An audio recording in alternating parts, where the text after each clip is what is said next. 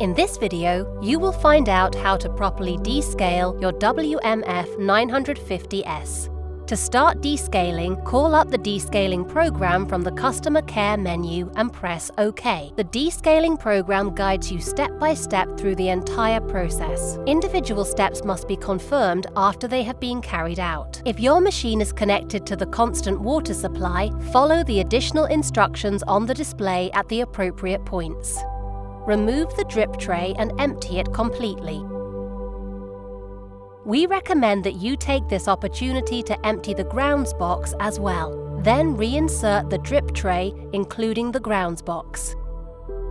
Then remove the click and clean adapter from the milk container and place it directly on the hot water spout. Confirm this step on the display. If a water filter is installed, remove the water tank. Make sure the tank is completely empty and remove the water filter.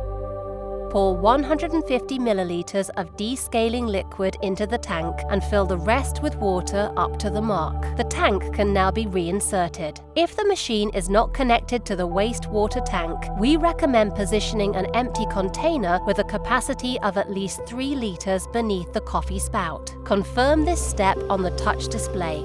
The machine now starts the WMF descaling program. Please note that several rinsing cycles are carried out during descaling.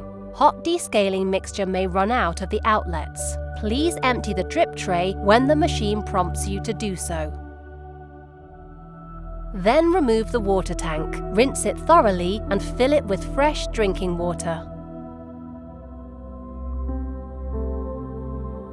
Then perform the final rinsing process. If you are operating the machine with a water filter, reinsert the water filter. If you insert a new filter, confirm the change in the customer care menu after descaling. If you want to know how to change your water filter, watch our video, Water Filter Replacement. Press OK to confirm that the descaling process is complete. Your WMF 950S is now descaled and again ready for use.